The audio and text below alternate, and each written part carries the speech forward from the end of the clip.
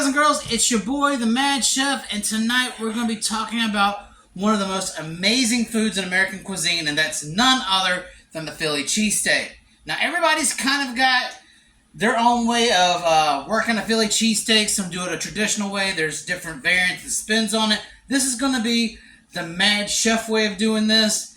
It's a little unorthodox, but if you guys have been watching my show by now, you know I do a lot of things kind of outside of the box. And we're going to try and see if we can do this weeknight gourmet style, which means it can be done in 35 minutes or less, and I sure as hell hope so. So let's find out. So what we've got here is one nice, beautiful choice ribeye steak. Guys, put away your steak because that's not real beef. I got beef with that beef. So let's go ahead and get our ribeye. That's my wife. That's her. That's actually her first language. Le Belge. Anyhow, so what you're going to look for now is any kind of excess fat. This is actually really well trimmed. I'm just going to take off a little bit of that excess fat at the top and on the side. Everything else looks, pretty beautiful. This is actually a bone-in ribeye, so we got to watch out for that bone. So now, if you guys have been watching a lot of other cooking channels, then you're going to know what's about to happen next. This ribeye was previously thawed at room temperature, but it is partially frozen because we're going to have to try to slice this guy.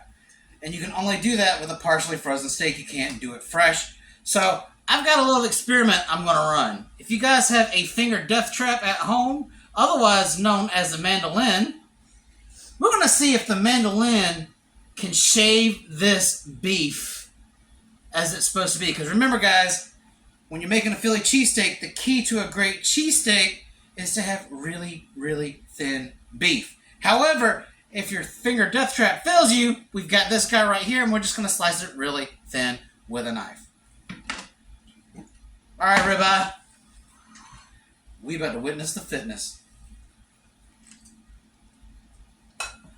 I ain't really got a whole lot of hope because this is a little soft.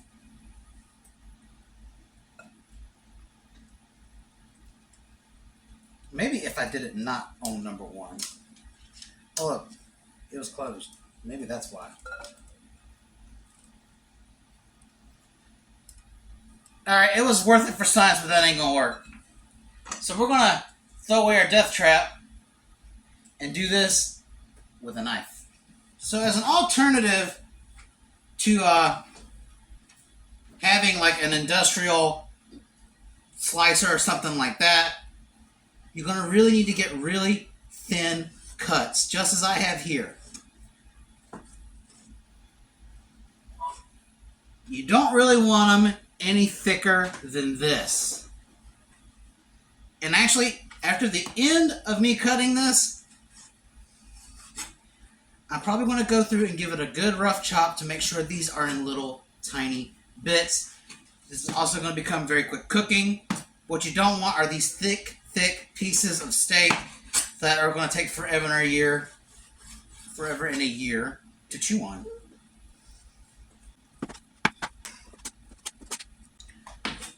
Alright, and this is our sliced steak.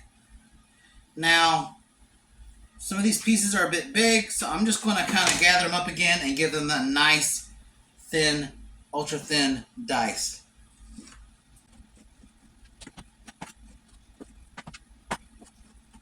Slow is the way to go when cutting steak like this. You can't really be flexing off your ninja super skills with a knife because you need to be making very carefully guided strokes with the blade, so that way we're getting really, really thin pieces of steak just as I have here. Alright, next thing we're going to do is we're going to separate enough beef to make 2 sandwiches, because we will be making 2 sandwiches tonight.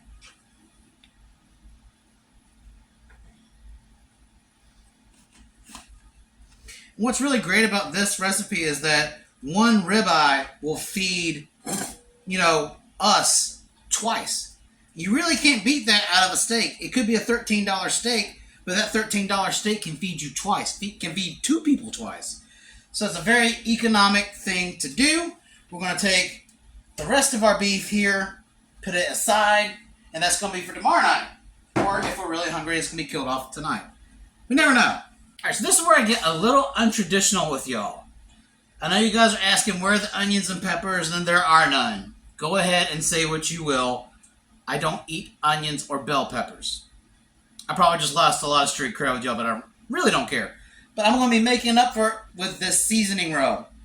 What I've got in here is 2 teaspoons of kosher salt, 2 teaspoons of ground black pepper, 2 teaspoons of onion powder, we're bringing that back, 1 teaspoon of garlic powder, and optionally, half a teaspoon of cayenne pepper. You can totally leave that out, but if you guys know me by now, I love the taste of cayenne.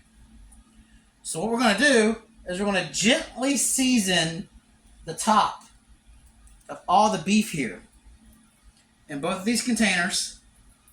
You know why? Because we're about to bring them to the stove and sear in that flavor. So I'll meet you at the stove. I know what you guys are thinking already. Where's the flat top? Where's the plancha? Well, I don't quite have one of those yet, but I am eyeballing a plancha that'll go over the top of this stove and make it a flat top. Now, if you guys have a flat top, good for you. The most traditional Philly cheesesteak flavor comes from being cooked on top of a flat top. However, you can cook it in a non-stick just as I am. So in this pan, I've got just a little bit of cooking oil. You want something that's got a high smoke point and neutral taste, which means do not use olive oil for the love of God.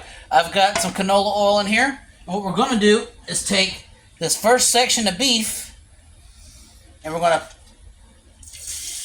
go ahead and put it down in the pan, seasoned side down.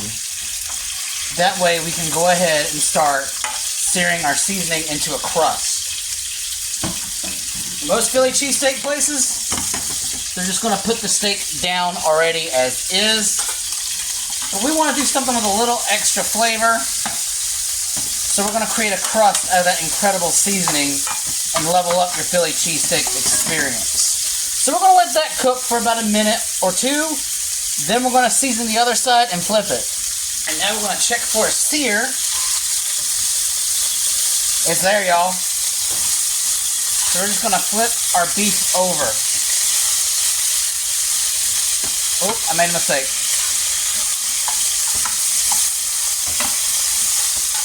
Oh well. So we're going to season the other side and then flip it over.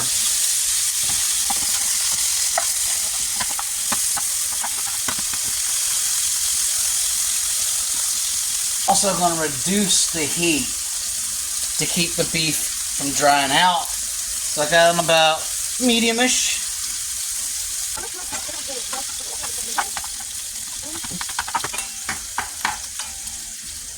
Alright, that's going to take about another minute to finish off. We want to make sure all of our steak is done. So far looking pretty good. Smells phenomenal, by the way. And now we're going to be thinking about our buns. So I've already got some butter melting. So I'm just going to be using some good old-fashioned bakery rolls. Same kind I used in my pup food video where I made the meatball subs. So if you guys haven't checked that video out, I absolutely suggest it because they turned out fantastic. So over each portion of beef, I'm going to be layering 2 slices of provolone cheese. I know a lot of you guys, if you're doing traditional Philly, you're going to want to do cheese whiz, but on my channel, you know there's only one rule, and that is no fake cheese. Whiz it up if you want to. Your boy over here is not, so I'm going to remove this off the heat because the steak should be done.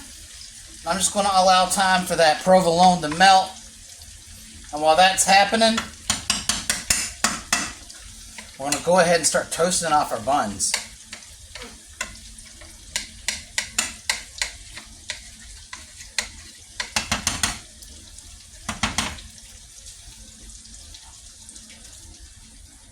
Open-faced all the way down.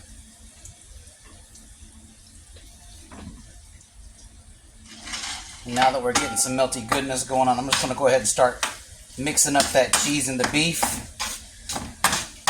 It's starting to look like something up here, y'all.